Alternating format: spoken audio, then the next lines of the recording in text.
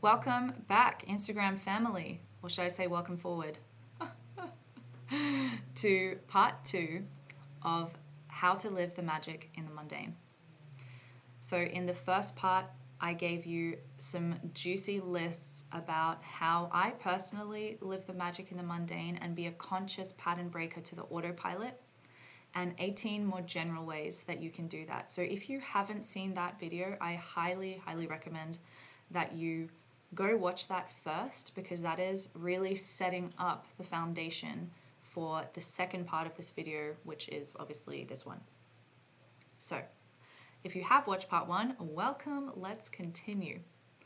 In this video, I'm going to bring you through the part 2 and part 3, which I said I was going to bring you through in the last one, but it took me a lot longer to get through part 1. So here we are.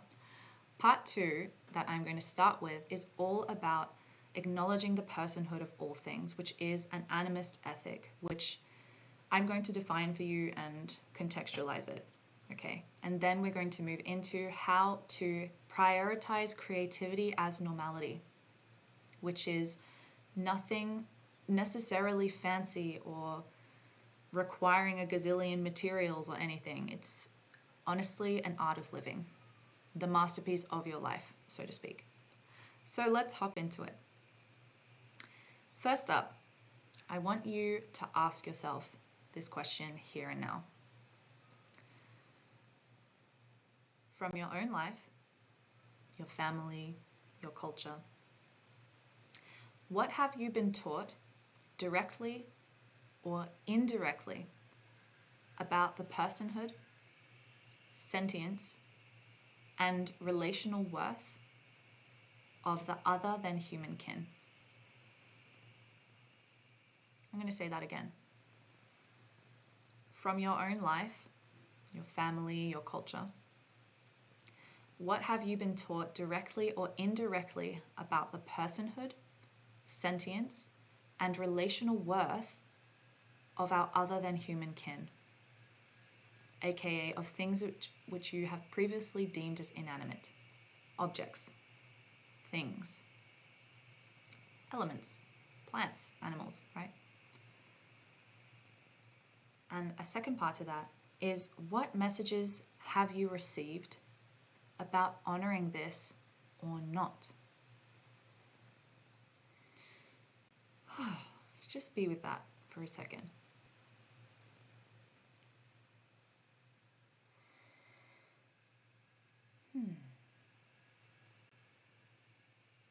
Okay, if you need more time, just pause the video, all good.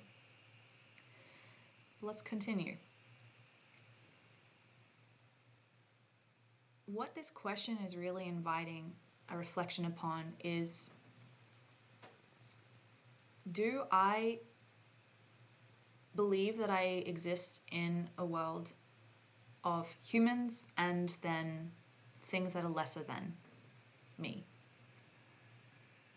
Animals and plants are more discardable and disposable and things. The land is something to harvest from, and it doesn't have its own consciousness, and who cares about the forest? Just chop it down, right? It's just wood. Not assuming that this is as extreme as what you have experienced, okay, but that is the extreme that I'm speaking to. How materialist was your programming? I know for me, it was very materialist, super duper materialist, okay? So I've had to work hard to unlearn that. There was nothing that I learned about honoring the earth, plants, animals, things, really, other than it was expensive, so take care of it, you know. And all good, you know.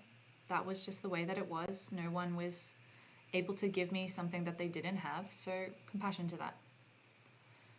But the reflection is there for you too, to have a little think about that. To acknowledge the personhood of all living things is more akin to shifting from a rational state to love. And love emerges from that pressure of not being able to compare a lot of the time. Like, this thing is better than that thing. Like, love is like, whoa, they are their own thing. And so my presence can expand to include both in my heart. I as a human I'm a human, and the tree is the tree person, and they're both different, neither is better or worse, and my heart can expand to include both as equally part of the ecosystem. This is relational honoring, put very simplistically. And along the thread of relational honoring, before I go further, I would love to extend an acknowledgement and blessing of a few of the teachers in my life who have radically shaped the way that I've related with the world and with our other than human kin. So I thank Benjamin, I thank Eloise, I thank Zachary, I thank Joseph and Sharon in the White Dragon lineage. I thank Daniel Four as well, and all of my other teachers, seen and unseen, and ancestral and terrestrial. Thank you! So, what is animism? Whilst the word can have a sort of academic tone about it, it really speaks to something that Indigenous cultures from around the world since the beginning have recognized, and it's just part of the way that they do life. They don't even call it animism. They recognize the personhood of all things, the consciousness of the land, of the seasons, of the bodies of water, of the mountains, right? Graham Harvey is a pioneer in the work, bringing it to a lot of us in the so-called West, right? In writing many books, one of them being Animism, Respecting the Living World. And he defines animism something like this. Animism is the recognition that the world is full of many kinds of people, only some of whom are human, and therefore, quote, that life is always lived in relationship to others. Animism is lived out in various ways that are all about learning to act respectfully, carefully, and constructively towards and among other persons, end quote. To expand upon that definition, I've done some beautiful work with Dr. Daniel Four, who is a founder of the school Ancestral Medicine. If you haven't heard of him and his school, I highly recommend you check it out.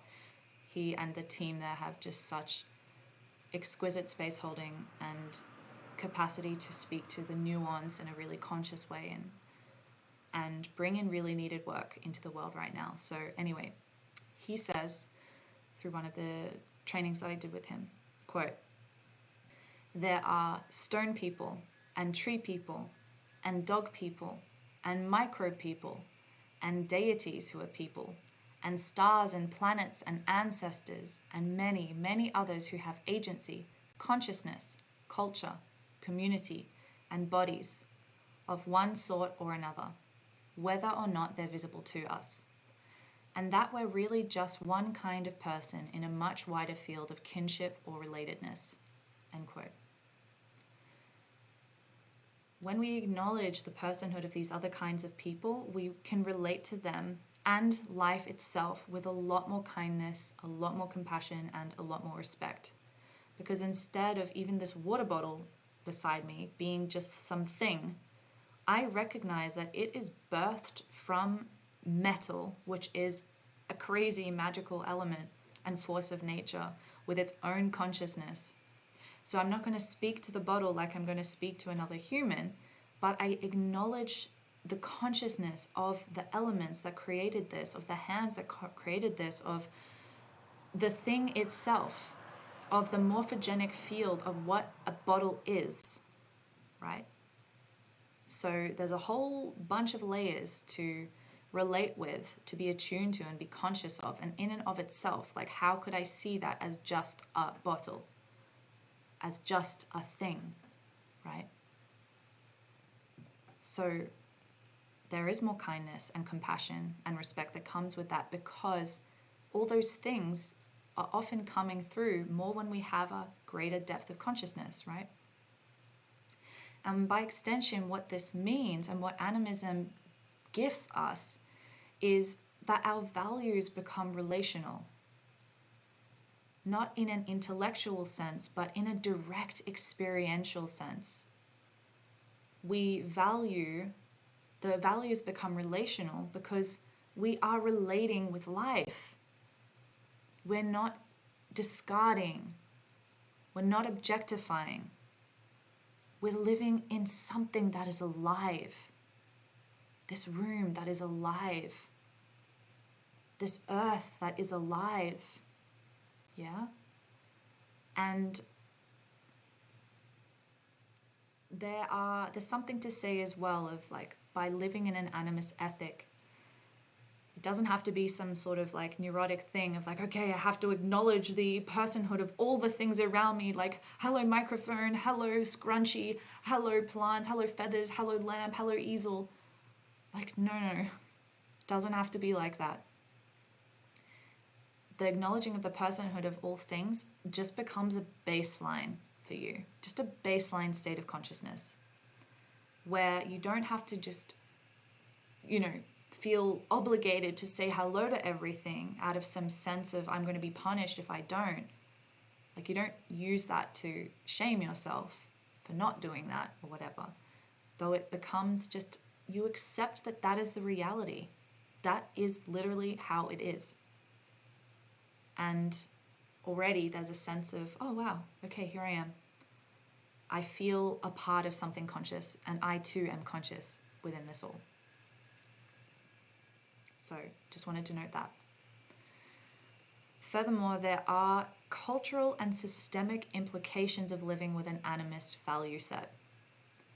Cultural and systemic implications, aka how you live your day is how you live your life, like I said in the last video, right? What you were taught and what you have been taught, as in what things you have been taught exist, shape how you view reality. If you've been told that there are 5 colors that exist, you are navigating reality with only access to 5 colors. If you have been told that 111 colors exist, whoa, you are navigating reality with 111 colors that you can be aware of. And then you notice that color number 1 with color number 11 creates a whole other different color, right? So simplistically speaking, that is one of the big implications. To deepen that, I have another quote from Daniel 4, and he says this, quote, "For one, the very view of reality, the philosophical view, the ontology, the epistemology, the way we view what's real, the way we think about what is knowable and knowledge, and how we accept certain kinds of truth culturally, is really informed by whether or not we recognize that other kinds of people also have consciousness and agency and personhood." End quote. Totally.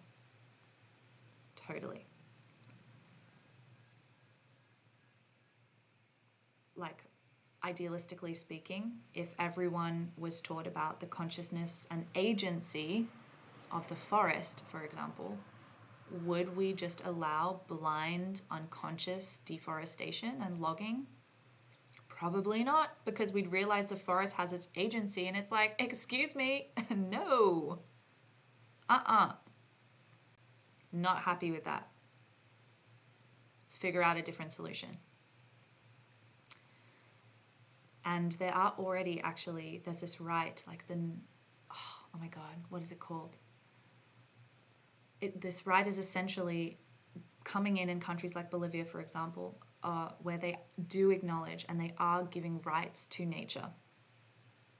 The rights to the river, the rights to the forest, thereby acknowledging what's best for the forest, what's best for the river. Okay, and for sure, there's time that needs to be given to that for it to be properly integrated and not just filled in with humans just already deciding what's good for that, but actually being able to attune to the consciousness of the river and the agency, for example. But I digress. Point is, there are some really good things happening already with that in the quote-unquote modern world. The thing is, when we don't do appropriate honoring, there is a lot of issues that can come up. You know, to contextualize that within relationships that we're more used to, have you ever burnt a bridge with someone, consciously or unconsciously? And how does that feel? It kind of feels like, it doesn't sit right in my system. It feels like an open wound. It feels like an unresolved rupture that can stay with you wherever you go, whatever you do, with whomever you connect. Right? And so that's sort of what it's like with honoring of the web of relationality that we're a part of honoring the things around us that make life possible. If we don't honor let's say, the forest or the tree that we're cutting down to build this house, there's something like, that stays with that. And maybe you're not conscious of that. But as you attune more to the subtle, as you adopt animism as baseline reality, that becomes less possible to do. You realize that there's a reciprocity that comes with relationship, baseline. With humans, with animals, with plants. Like, if you don't water the plant, sorry, it ain't going to grow. Right? Reciprocity. If you take from the land, you give something back to the land. Appropriate honoring. Things like that. So there's many layers to this, and I, like with my flow last time, I probably don't have time to go into it. So we'll continue, okay? But sprinkling some more things to contemplate. The difference really, well, this is the difference between existing from a worldview that says there's a human/nature split, that culture is just a human thing, or that spirit and matter are completely different things. No interrelation. Human is not nature.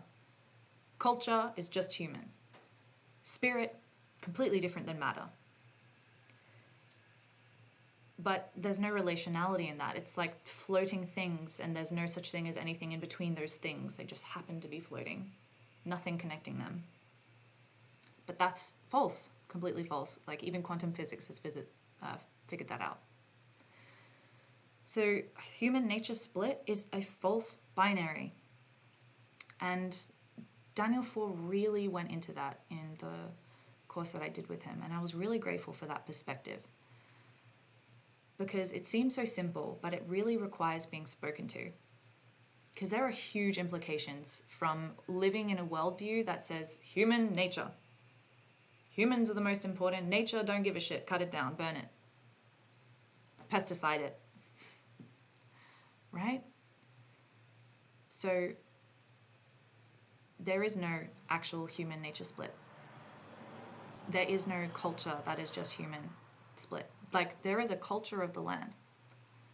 There are places that I've gone to where literally there is a bed of like obsidian or quartz under that area. And that culture of the land has also manifested over time with the kind of human culture that has been built there.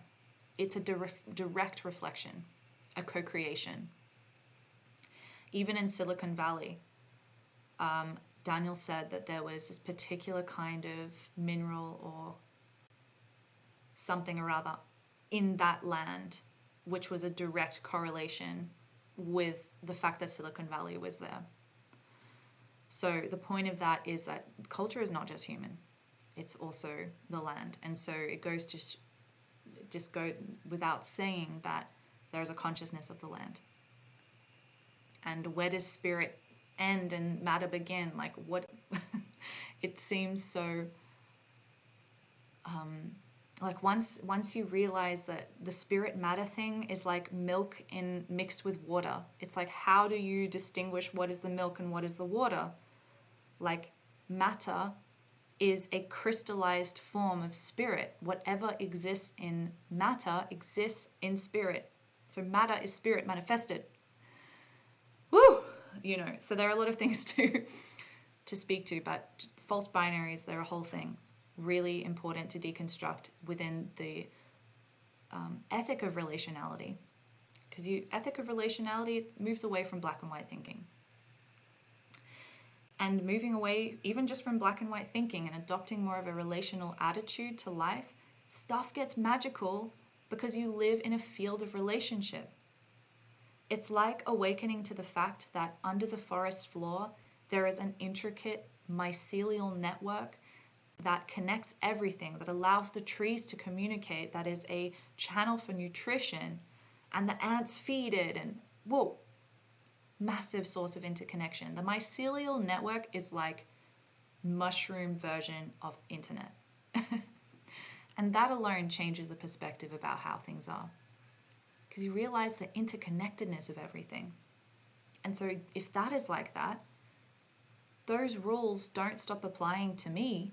I'm a part of this thing. I'm a part of this earth. I too am part of this interconnected web. This interconnected, interdependent ecosystem. So that alone is really magical. That alone transcends the mundane, because it becomes less of boxes and black and white and this and that and more, wow, there's a lot of stuff happening here. And I don't have to be fixated on that every day, while I do have to do some more quote unquote mundane things, but that alone expands my sense of consciousness, so I become a being of more depth and substance. And that even is magical, because my sense of self has expanded. I can bring more to the table, so to speak, because there's more of me present, my essence, my heart. I'm not just in robot autopilot mode. Very good, very cool.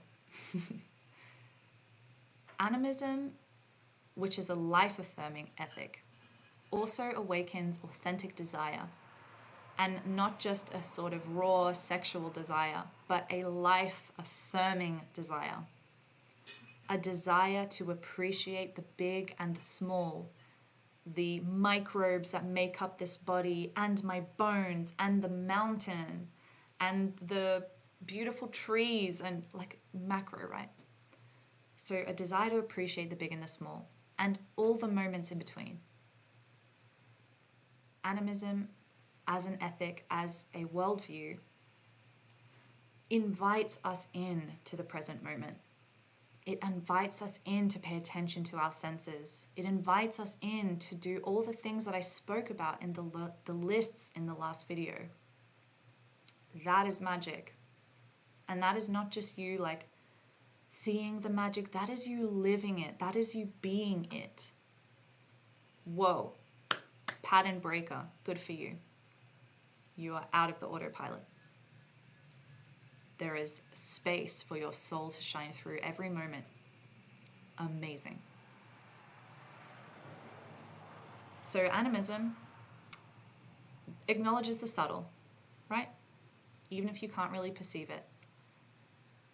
It both requires an ability to attune to the present moment, but it also gives you that, as I spoke to just before.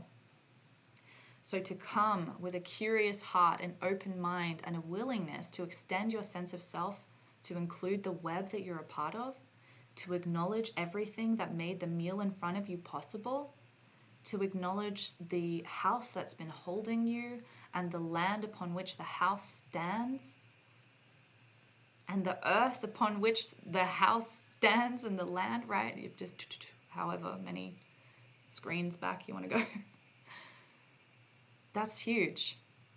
There are not many people living in that state, and massive compassion to that. It is hard to if you are in survival mode. Super hard.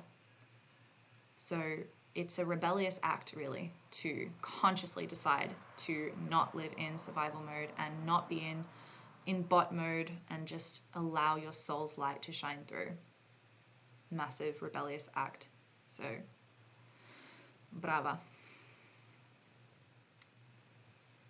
Do yourself a favor and listen to Joshua Schrei's podcast episode from the Emerald podcast, which is his podcast. It is amazing if you haven't heard of it, the Emerald podcast. And listen to the episode, Animism is Normative Consciousness.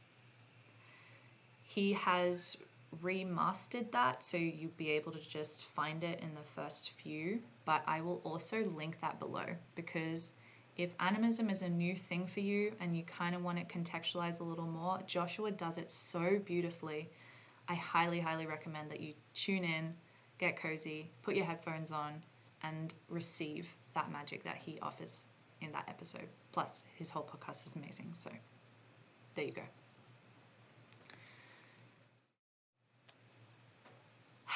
And breathe. That was a lot. And now we are moving into part 3, which is prioritizing creativity as normality in body, in heart, in mind, in spirit.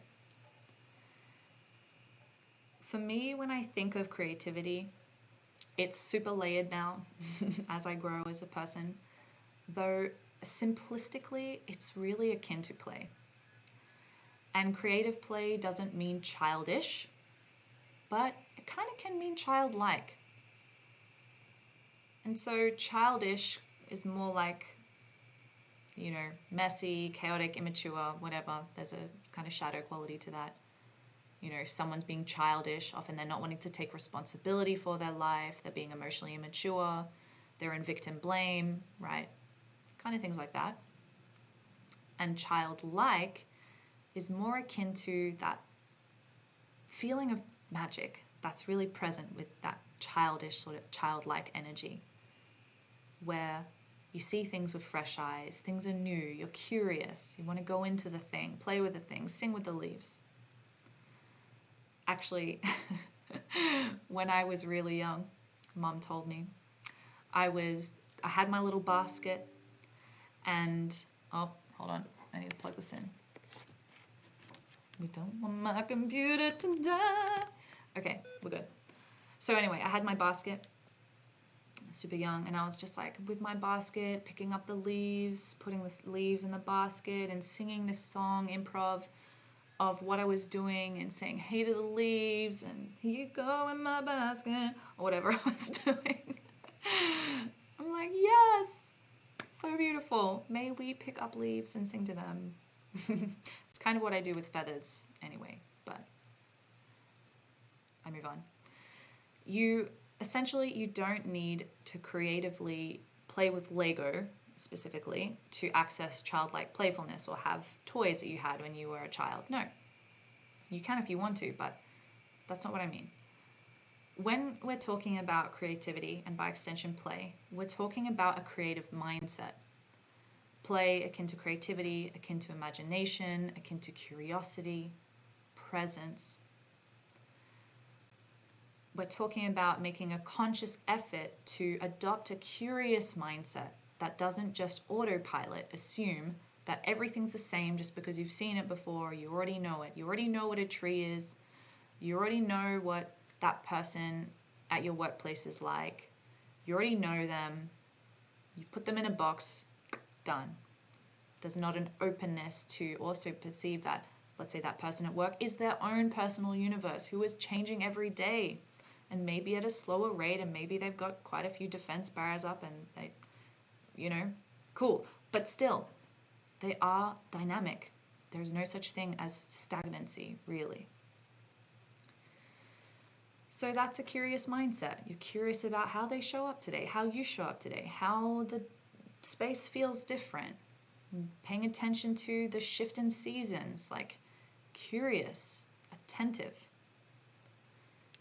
This is akin to a beginner's mindset, where you don't assume that you already know a thing. And that can be applied to every area of life. You don't assume that you already know how your body works just because you've been living in it for 20, 30, 40, 50 years. You can pay attention to the detail, and ingenuity is born through attention.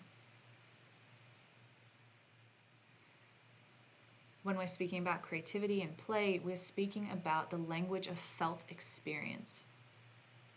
Creativity is not just an intellectual thing. It's a direct experience. It's practice. You can read all the books you want about creativity, but nothing will really shift until in your own self, something else clicks into gear, or you put the idea into action and you try a thing out.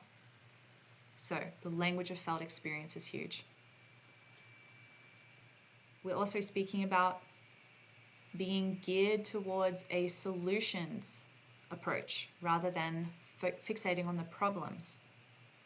The creative mindset is like, cool, I'm not going to try and delete problems from my reality because I probably can't. However, I can shift my focus to solutions. What can I do about a thing instead of all the things I can't do? It's huge. We're also talking about imagination. Imagination. Imagining where you want to go in life. Imagining how you could redecorate your space and create sanctuary, like I spoke about in the last video. Imagining a project. Imagining a place that you want to, I don't know, travel through and live in, or whatever it is. Imagination. Imagination about things which don't obviously exist, like more fantastical things. Or if you are attuning to the consciousness, let's say, of the tree outside your house, imagining what they would say back to you if you said, hey. If you said, hey, how are you? Imagining that response. And what's really interesting is that what is imagined doesn't necessarily mean it's false. They're different things, actually. And don't take my word for it. Feel it yourself.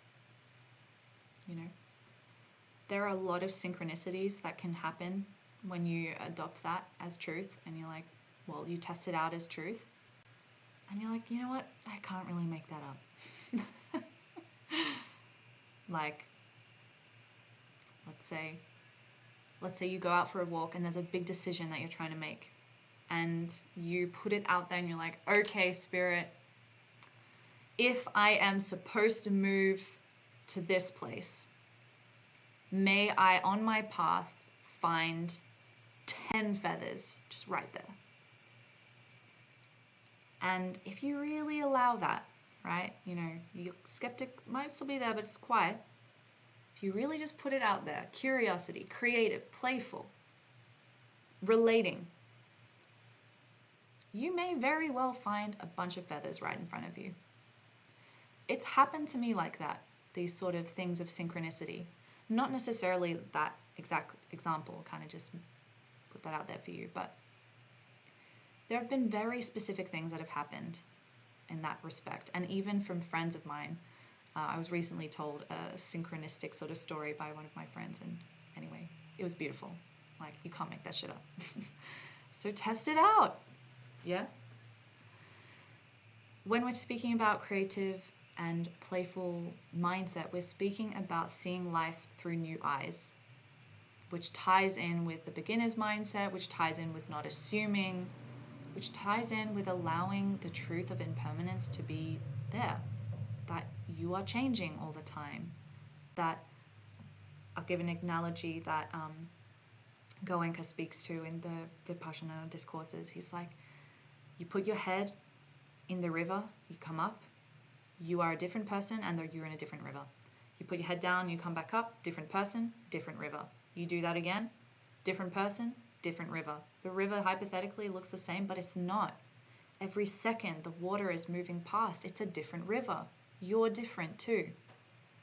And that is seeing life through fresh eyes. It's also about trying out new things, right? As a child, for example, you're constantly exposed to new things. Everything is a new thing. There's no assuming you already know. And so also put yourself in that state where you've got to be curious. You don't know. Go to a workshop and try out something you've not tried before. Go to a pottery class. Go to a contact improv workshop. Just try something new and put yourself in that state of having to learn, because you need to be present to learn something if you don't know how it works. And with that, just move the judgment aside. Move the perfectionist aside. Give yourself full permission to imperfectly learn a new thing and try it out. Because your inner child ain't judging itself when it's out there experiencing the world, falls down, no worries. Paint on the face, who cares? Painting something which is weird and scribbly, great. It's not about what it is, it's about the process. You can also do what Julia Cameron calls filling the well. So if you haven't read The Artist's Way, I highly recommend it. It's fantastic. And anyway, in this process, she speaks about the well being the well of experience, the well of symbol, the well that is like your artistic reservoir. And you can replenish your reserves by pursuing images, impressions, content that could lead to creative inspiration. And that compound effect can birth something new. It's like planting new seeds in the creative garden, watering the garden, right? It's like a reflection of your inner ecosystem that if you feed it, ultimately it will feed you. And filling the well is more akin to like observing, experiencing rather than creating. It's more like the receptive polarity than the outward polarity. Because the act of creation uses the reserves from the well. It harvests the plants from the creative garden, right? And I have this beautiful quote here from Julia Cameron about filling the well, and she says this, quote, "In filling the well, think magic, think delight, think fun. Do not think duty. Do not do what you should do. Spiritual sit-ups like reading a dull but recommended critical text. Do what intrigues you. Explore what interests you. Think mystery, not mastery." End quote. Think mystery, not mastery. Ooh, feel that. I love it. Let it bathe over you. I'll let it bathe over me. So that sounds great. Amazing. How do you do that? Again, power to you. You decide. But here are some pointers. First up, it might sound kind of simple, but actually decide to do it. Put idea into action. With regards to filling the well specifically, which is more about the observing rather than creating, experiencing rather than doing, so to speak, put in time to go for walks in a place you actually want to walk. Not just to move your body, but to be in an environment where you want to just bring it in. You want to take it in. You want to look. You want to smell. You want to see. You want to hear. And, you know, maybe you're super busy, all good, but even if you can't do it this week, schedule in the time for next week. Make a priority about it. And while you're in that walk, don't listen to music. Try not to take a million photos. If there is something really catching your attention, like, whoa, like I need that as a reference, I want that as a reference, cool. But consciously. So not just thinking about it, but doing it. In terms of also doing a thing, let's say you have different ideas. To make those ideas, to practice them instead of them just floating around as ideas, give them respectively a chance. If you have one idea and this idea, like schedule in time to focus wholeheartedly on that idea. And then at a separate time, maybe a week, schedule in time to focus on that idea. Give them a fair trial. it's like learning a new technique. I've done various modalities, even with the most recent training I did with Joseph, more for the shamanic work. Really hard to say it was a training, more like initiation. Anyway, I digress. There's a real point about allowing that process, allowing these lessons and these learnings, these techniques to be taken in their purity. A more easier way to point that out is when I was doing the Family Constellations training. My teacher, she was saying, learn this technique as I am teaching it to you. Don't try to mix it with this thing that you know from here and this thing that you know from here. Like, give the technique a fair trial as it is untouched. Learn it and learn it well. And then, only then, if you want to bring in something from here and bring in something from there, alchemizing it into something unique to you, then you can do that. Once you've got the technique down pat. And this gives a fair trial to the technique. And you can swap the word technique to idea. This gives a fair trial to your idea. This gives a fair trial to that medium that you're trying to learn. Not trying to mix the acrylic with the pastel straight away, but give a fair trial to the acrylic. Test it out a bit. And for sure, then bring in the pastel. Whatever. Do what you want to do. But that's also a key in bringing ideas into action, and by extension, this being a product of you feeling the well, of you going to different places and listening to different music and walking through the land, and that's all kind of feeling the well. As part of prioritizing creativity as normality, practice embodying curiosity, like I've spoken to already, but it bears repeating. This helps you pay attention without assuming. This helps you, let's say, go down the same street that you go down every day and still notice something different, and still express or gift that whole thing some appreciation. Because what that reflects back to you is actually that you recognize that you are changing, that you are not stagnant, that there is always something new emerging from you. So that's the divine mirror. And of course, embodying and prioritizing creativity as normality is recognizing that that's a thing to practice. That repetition is the mother of all learning. And so to practice a thing, you need to work with time. It's like trying to learn a guitar and you practice 1 hour a month versus practicing 10 minutes a day. You're going to be learning guitar a lot faster by doing the micro learning of 10 minutes a day versus 1 hour a month, right? So this is working with time, okay?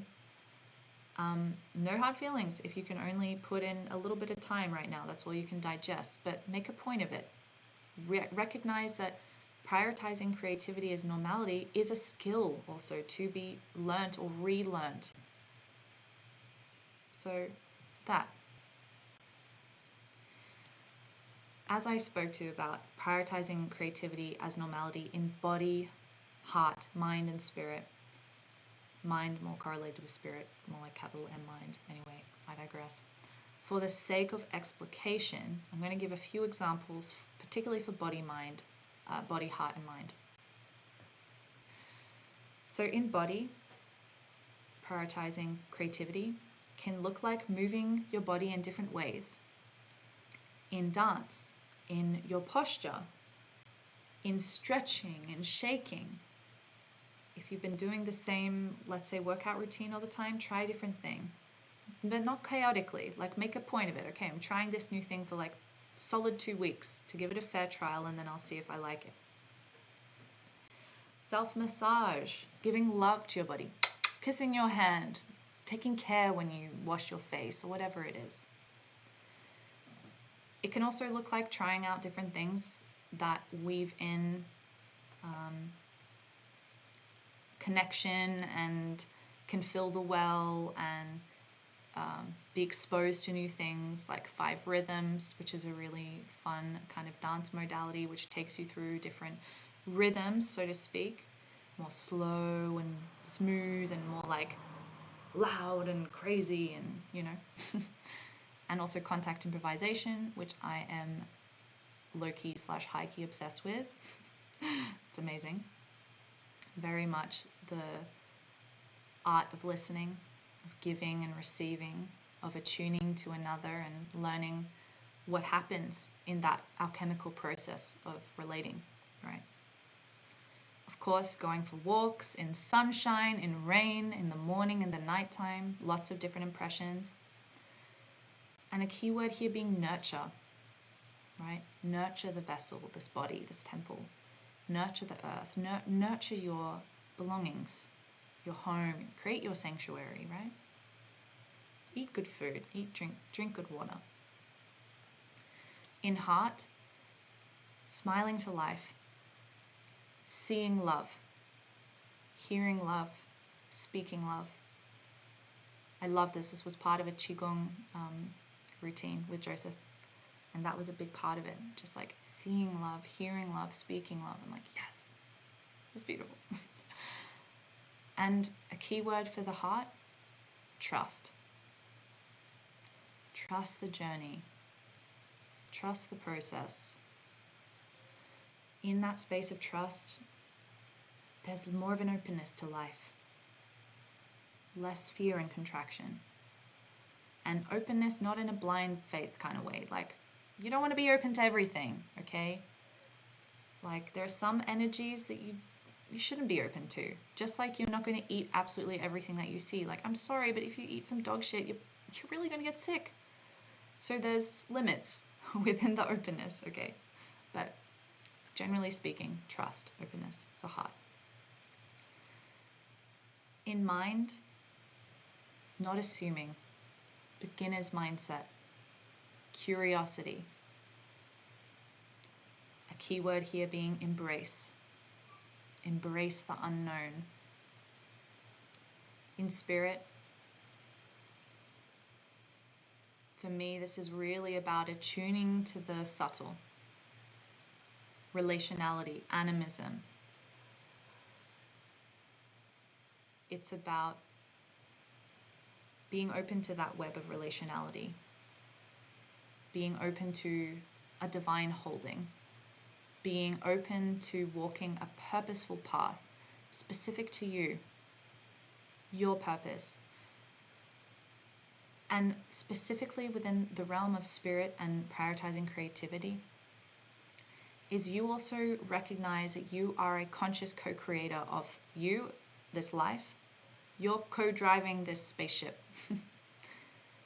So how do you imbue meaning into what you do? How is the way that you see the world? How do you define purpose? What is a relationship that you have with what could be called essence or soul or your heart, right? That is sort of within the realm of spirit. And of course, attuning to the sacred, ritual, animism, giving, honoring, acknowledgement, blessing to the land, to the waters, to the food that you're about to eat. And so then a key word here could be connect. I like the feeling of that. So, in tandem with an animate, life-affirming set of values, the focus here is on cultivating an open-hearted approach to life. Open-hearted, strong-hearted, full-hearted, clear-hearted. And experiencing presence from a place of honor, of curiosity, of reverence, and with a sense of play, wonder. So that's what we're speaking to here. Et voila, that's what I wanted to cover with you.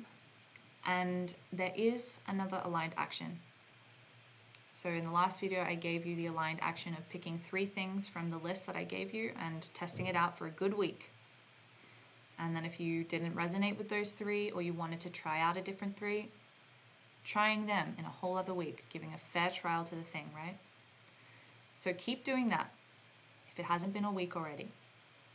And now I would like to invite you to play with conscious creativity through the context as well of being a conscious pattern breaker, aka pattern expander. So I invite you to combine something. Let's say you've been super into poetry lately. What if you wrote a poem and then did a painting inspired by the poem?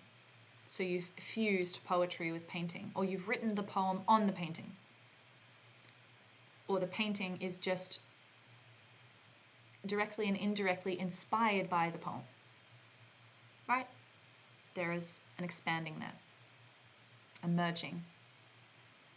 That could also include merging art with animism, which is something I really love to do. That's a big corner of the work that I do. Of merging eucalyptus with dance, or the bees with dance, letting the bees inspire your dance, right? And paying attention to how there is dance and movement and rhythm in the way that the bee works, in the consciousness of the bee. You can merge ancestral reverence with music. Like you're a freaking awesome musician or you really like music, maybe you can listen to music that your ancestors listened to. Or you can learn how to play something that is similar to what your ancestors listened to. Or you create a song that is in celebration of your ancestors, whatever it is, but there's a merging. Or let's say you have a dish that you love to prepare in and of itself, and there's a park that you really love. What if you created the dish that you love and you brought it to the park that you love? And so you've merged these two things and they create another thing. When you merge something with something that you haven't previously merged it with, it creates a new thing. So we could say that 1 plus 1 equals 1.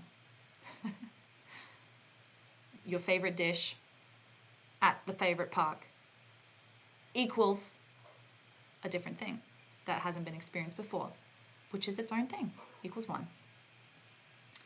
So that is my invitation to you. Very fun indeed. And as we wrap up on this journey with this video of living the magic in the mundane, what you recognize the more that you practice these small ways of appreciating the little moments, you appreciate the journey rather than the destination. You appreciate the aliveness of this web of relationship that we call life, in all of its faces, the tree people, the computer people, the light people, like whatever. And you recognize that the magic mundane binary is false. They exist within each other. They shine through each other. There is no clear line where magic begins and the mundane ends, and vice versa. That being a reality is up to us and our capacity to pay attention, right? To relate with life with respect and with conscious awareness, with playfulness, with curiosity, with love, with creativity, with imagination. And so that is my invitation. However big, however small that manifests for you. And may it manifest for you with and through your own direct experience, not taking this all as gospel, trying it out for yourself. And with that, may you live the magic in the mundane by being the magic in the mundane, by not being in the autopilot and fighting the default as much as you can, being a conscious pillar amidst sometimes what feels like a sea of just not conscious. No judgment, but you know what I mean. Okay. I thank you again for being with me on this journey. If you resonated with this content, be sure to hit that like button for me. Subscribe to this channel if you haven't already. Thank you, voice. Leave a comment below. That helps with the algorithm world. And I love to receive your comments to see how this content is resonating with you. And breathe. And pay attention to your senses and smile to your heart. Okay, I will see you in the next one. Be well.